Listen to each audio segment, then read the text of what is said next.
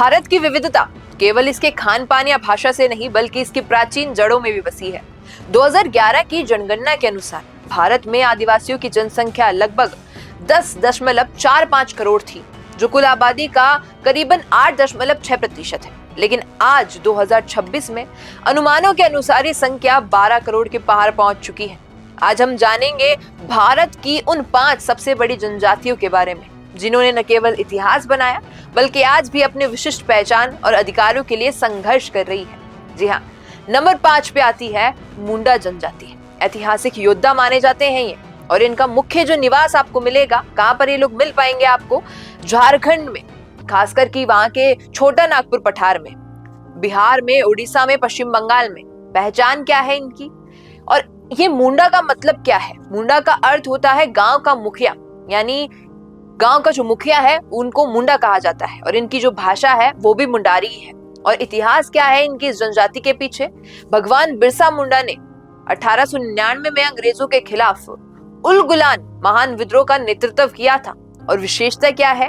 सामूहिक भूमि स्वामित्व की खूट-कट्टी प्रथा और सरहुल त्योहार। प्रमुख व्यक्तित्व क्या है इनका?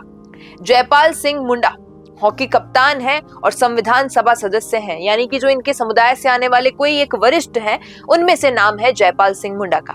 और वर्तमान इनकी मांग क्या है वो भी जान लीजिए।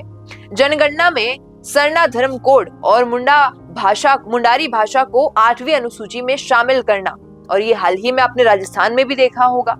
फिर नंबर 4 पे आती है उर्राव जनजाति। कुरुख और प्रगतिशील समाज है ये। इनकी जनसंख्या जो है लगभग 40 से 45 लाख अनुमानित मानी जाती है, और इनका मुख्य निवास कहाँ मिलेगा आपको? झारखंड में, छत्तीसगढ़ में और उड़ीसा में। ये लोग आपको खास तौर पर इन जगहों पर मिल सकते हैं। और इनकी भाषा क्या है? कुरुख द्रविड़ मूल की भाषा है जिसका संबंध कन्नड़ और तमिल से है, यानी कि वहां से थोड़ा तालमेल रखते हैं क्योंकि उस क्षेत्र में ये लोग पाए जाते हैं। और अगर बात करें इनके इतिहास की, इनका स्वर्ण काल रोहतासगढ़ के किले से जुड़ा हुआ है। और इनकी विशेषता क्या है? धुमकुड़िया पारंपरिक युवा गृह जहां नैतिक और सांस्कृतिक शिक्षा दी जाती है, ये इनकी विशेषता है।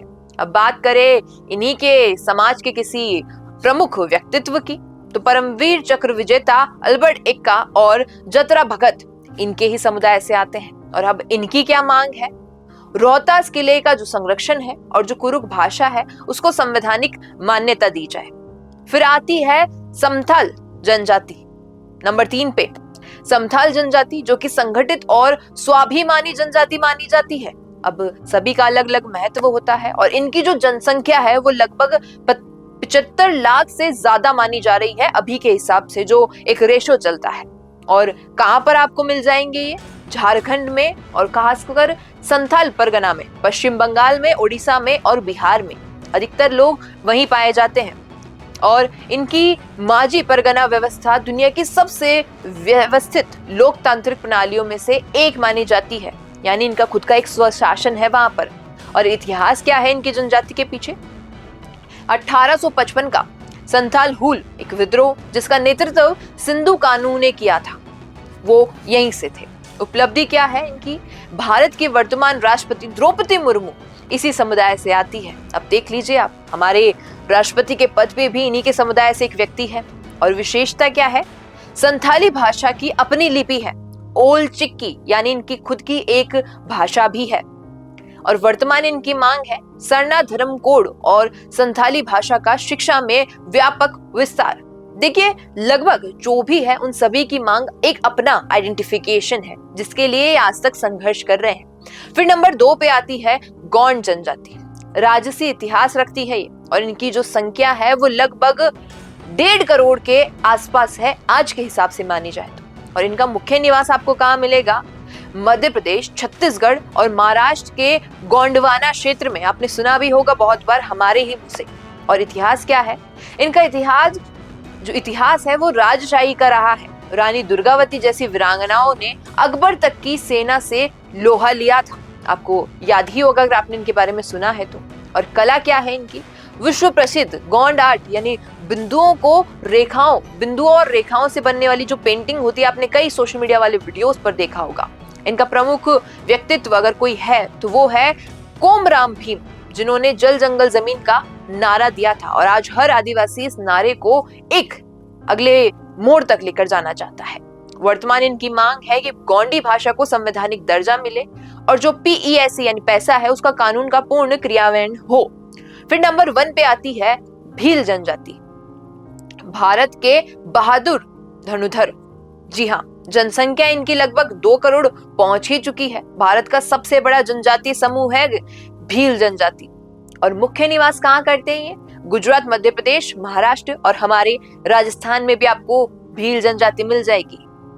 और इनकी पहचान है बिल्लो यानी धनुष। इनकी पहचान धनुष से होती है।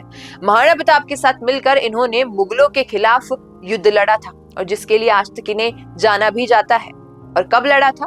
1913 का मानगढ़ धाम विद्रोह, जिसे आदिवासी जलियांवाला बाग कहा जाता है।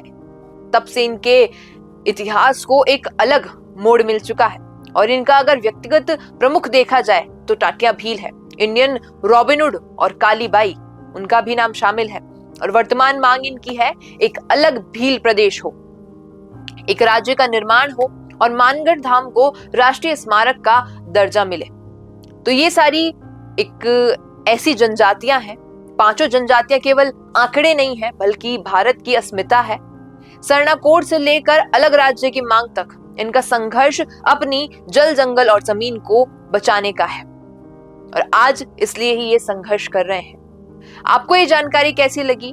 क्या आप चाहते हैं कि इनमें से किसी एक जनजाति पर विस्तार से हम बातचीत करें? तो कमेंट में जरूर बताइएगा। धन्यवाद। रुकिए और जरा ध्यान से सुनिए। क्या आप हमारे इन खबरों से अपने व्यापार को भी बढ़ाना चाहते हैं? तो आप भी खबरों के दौरान इस तरह के एलिमेंट्स पर अपना विज्ञापन दे सकते हैं या फिर ऐसे खबर के 1 मिनट बाद अपना पूरा विज्ञापन डलवाएं, जो कि 8 लाख से ज्यादा सब्सक्राइबर्स और फॉलोअर्स वाले द फैक्ट इंडिया चैनल्स और पेजेस से राजस्थान के कोने कोने में पहुंचेगा और इससे आपका व्यापार, ब्रांड सब कुछ बढ़ेगा।